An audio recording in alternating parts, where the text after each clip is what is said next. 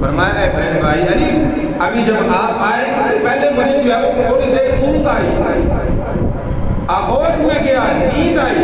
اللہ کے محبوب صلی اللہ علیہ وسلم تشریف لائے اور فرمایا کہ عثمان تمہارے لیے دو راستے ہیں، دو راستے ہیں۔ ایک راستہ یہ کہ تم ان کے لیے بد دعا کرو، اللہ ان کو زمین کے اندر یہیں پر دھنسا دے، ان کا سب کا نام و نشان ختم ہو جائے گا۔ اور دوسرا راستہ تمہارے لیے اس پر صبر کرو، صبر کرو گے انشاءاللہ اس کا اللہ جو ہے وہ بدلہ عطا فرمائے۔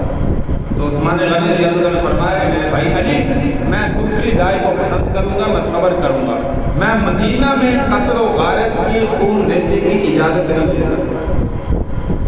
اللہ نے کلام مجید میں اس شہر کی قسمیں کھائی ہیں، اس کے امن کی قسمیں کھائی ہیں، لا اقسم بہذا البلد وانت حل بہذا البلد، فرمایا میں اللہ کے نبی کے مقدس شہر میں قتل و غارت کی کبھی کسی کو اجازت نہیں دے سکتا۔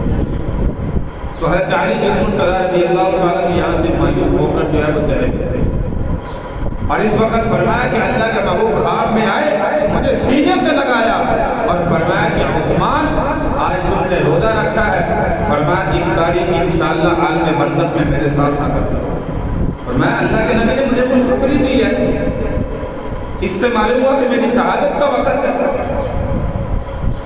تو آپ عصر سے پہلے جو ہے کلام مجید فرقان حمید اپنے محل کے صحن میں قصر خلافت میں آ کر آپ نے کھولا، اس سپارے کی تلاوت سے فرمایا، کرتے کرتے آخری سپارے تک پہنچے کہ بلوائی دیوار پھلانگ کر اندر داخل ہوئے اور آتے ہی سینے کے اندر جو ہے وہ نیزے مارنے چھوڑا۔ 40 دن بھوک پیاس کو برداشت کر رہے ہیں، اتنا بڑا ظلم جو ہے وہ کہیں پر نہیں۔ سینے میں آ کر سلاخیں اتار دی، نیزے مارنے شروع کر دیے۔ حضرت نائلہ رضی اللہ تعالی عنہا تشریف لائی، آپ کی بیوی ہیں، وہ بھی چھڑانے کی بڑی کوشش کی، اب ان کو بھی بلوائیوں نے جو ہے وہ مارنا شروع کر دیا۔ کہا ایسے بندے کو مارتے ہو جس کا اتنا بڑا مقام ہے، جس نے تمہیں بیر روما خرید کر دیا، جس نے مدینہ کے اندر فلاں فلاں کام کیے، اس بندے کو جو اللہ کے نبی کا پیارا محبوب ہے، فرمایا کچھ تو شرم کرو۔ لیکن بلوائی جو ہے وہ نہ رکے، اب باہر ان بلوائیوں کا پہلا اور اندر آ کر داخل ہو کر نعوذ باللہ کہ عثمان غنی رضی اللہ عنہ کو شہید کر۔ کسی صحابی کو کوئی علم نہیں، جو چند گنتی کے صحابہ کرام مدینہ میں موجود ہیں ان کو بھی علم نہیں کہ آج حضرت عثمان غنی رضی اللہ عنہ شہید ہو رہے ہیں۔ تو جب نیزے سینے کے اندر نعوذ باللہ مارے، خون کے فوارے نکلے، کلام مجید کی اس آیت مبارکہ پر فَسَيَكْفِيكَهُمُ اللَّهُ وَهُوَ السَّمِيعُ الْعَلِيمُ کہ ان قریب ہمیں اللہ جو ہے وہ کافی ہے، وہ سننے والا بھی ہے، جاننے والا بھی ہے۔ فرمایا اسی لیے فرمایا کہ آخرت میں کسی کی شہادت کی گواہی احد کا میدان دے گا، کسی کی شہادت کی گواہی بدر کا میدان دے گا، کسی کی شہادت کی گواہی کوئی میدان دے گا۔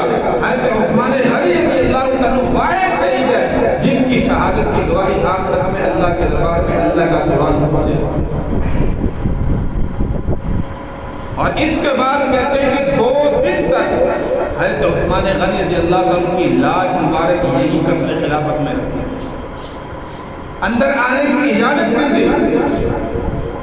تو خیر چند صحابہ جو ہے وہ جیسے بھی اندر آئے انہوں نے آ کر جو ہے وہ حضرت عثمان غنی رضی اللہ تعالیٰ عنہ کو اٹھایا اور جو ہے وہ رات کے وقت آپ کا جنازہ جنت البقیع کے اندر آپ نے، اور جنت البقیع کے اخیر کے اندر حضرت عثمان غنی رضی اللہ تعالیٰ عنہ کی قبر مبارک بنائی، وہاں پر آپ کو دفن کیا اور چند دن تک وہاں پہ پہرا رکھا کہ کہیں یہ باغی حضرت عثمان غنی رضی اللہ تعالیٰ عنہ کو قبر سے نکال کر بے حرمتی نہ کرے۔ رات کو جنازہ نکالے، جنازے پر بھی نعوذ باللہ پتھر برسا رہے تھے۔ یہ مدینہ کے اندر میرے بھائی ایسے باغی داخل ہوئے، ایسے فتنہ شروع ہوا اور اس کے بعد پھر فتنہ جو ہے وہ رکا نہیں۔ آپ جانتے ہیں کوفہ کے اندر حضرت علی المرتضیٰ خلیفہ چہارم رضی اللہ تعالی عنہ کو بھی شہید کیا گیا، حضرت حسن کو بھی زہر دیا گیا، اس کے بعد حضرت حسین کو میدان کربلا کے اندر شہید کیا گیا۔ یہ ساری سازش یہودی عبداللہ بن سبا کی اور اس کے پیروکار جتنے تھے، یہ سازش پھیلتی گئی، یہ سازش جو ہے وہ رکی۔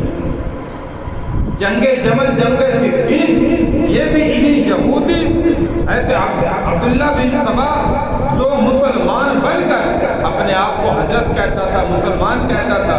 میں نے شروع میں کہا کہ ہاتھ میں ہر وقت تسبیح ہوتی تھی، لبادہ مسلمانوں کا ہوتا تھا، سفید کپڑے پہنتا تھا اور مسلمانوں کو اسلام کی دعوت دیتا نظر آ رہا ہر گلی میں مدینہ میں. مسلمانوں زکوٰۃ دیا کرو، مسلمانوں حج دیا کرو، مسلمانوں نماز نہ چھوڑا کرو، آخرت میں سب سے پہلے نماز کی پوچھ ہوگی. مسلمانوں اچھے کام کیا کرو، غلط کام نہ کیا کرو، غلط کام سے باز آ جاؤ. یہ زبان پر الفاظ، ہاتھ میں تسبیح اور دل میں جو ہے وہ دیکھو کتنا بڑا بغض صحابہ کا موجود. تو یہ فتنہ پھیلتا پھیلتا پھر صحابہ کی شہادت جو ہے وہ کسی طرح جو ہے وہ ہوتی ہے. تو میرے بھائی یہ صحابہ کی دین اسلام کے پیچھے اتنی بڑی قربانیاں ہیں. حضرت عثمان غنی رضی اللہ تعالیٰ عنہ کی قبر جنت البقیع کے اندر موجود ہے. اسلام کی خاطر کتنی قربانیاں دی اور اسلام کی خاطر کتنا کام اپنی زندگی کے اندر کیا. اللہ تبارک و تعالیٰ سے دعا ہے اللہ ہمیں بھی صحابہ کے نقش قدم پر چلنے کی جو ہے وہ توفیق عطا فرمائے. آج ہمیں کوئی تھپڑ مارتا ہے نا، ہم سے برداشت نہیں ہوتا، ہم کہتے ہیں اس کو قتل کر دیں. حضرت عثمان غنی رضی اللہ تعالیٰ کو اختیار دیا گیا، آپ صرف ہاتھ اٹھا کے پر دعا کریں گے اللہ ان کو زمین کے اندر غرق کر دے گا. لیکن حضرت عثمان غنی رضی اللہ عنہ نے فرمایا کہ نہیں، میں اس رائے کو پسند نہیں کرتا، میں دوسرا آپشن پسند کرتا ہوں کہ اس پر صبر کروں. اپنی شہادت کو قبول کر لیا، دنیا سے چلے گئے، لیکن ایسا قدم نہیں اٹھایا. حالانکہ باغی تھے، یہودی تھے، واجب القتل تھے، قتل بھی ان کا جائز تھا. حضرت علی المرتضیٰ رضی اللہ عنہ پوچھنے گئے تو اجازت دے سکتے تھے، یہ نہیں تو گناہ کا کام کر رہے تھے، ثواب کا کام تھا، ان کا قتل کی اجازت تھی، شریعت اجازت دے رہی ہے. لیکن اس کا باوجود فرمایا کہ میں صبر کروں. اس لیے میرے بھائی زندگی میں کوئی تکلیف پہنچے، اپنی عجز و حقارت کی وجہ سے، رشتہ داروں کی وجہ سے، کبھی کوئی لڑائی جھگڑا ہو جائے، اس پر صبر کیا کریں. صبر کا بدلہ اللہ تبارک و تعالیٰ بہترین عطا فرماتے ہیں. ہم اپنے آپ سے باہر ہو جاتے ہیں اور اس کا نتیجہ کیا نکلتا ہے کہ ایک دو بندے قتل ہو جاتے ہیں، کئی خاندان قتل ہوتے دیکھے ہیں، اس کے پیچھے چھوٹی چھوٹی باتوں پر قتل ہوتے دیکھے ہیں. میرے بھائی صبر کریں گے، صبر کا بہترین بدلہ اللہ تبارک و تعالیٰ جو ہے وہ آخرت میں عطا فرمائیں گے. جانا تو ہر ایک نے، جانا تو ہر ایک نے، اس دنیا میں تو کسی نے رہنا نہیں. اگر چلے بھی گئے صبر کر کے، آخرت میں جو بدلہ ملے گا ہم پریشان ہو جائیں گے. اتنا بڑا انعام اللہ عطا فرما رہا ہے. تو اللہ تبارک و تعالیٰ میرے بھائی صحابہ کی صفات یہ اسی لیے ہیں ہم اپنی زندگی میں اپنانے والے بن گئے. اور افسوس کہ جو آج ہمارے اندر موجود نہیں. اللہ تبارک و تعالیٰ ہمیں عمل کی توفیق عطا فرمائے اور صحابہ کرام رضی اللہ عنہم اجمعین کی صفات، عادات، اخلاق، افعال، اعمال اپنی زندگی میں اپنانے کی توفیق عطا فرمائے. وآخر دعوانا ان الحمد للہ رب العالمین.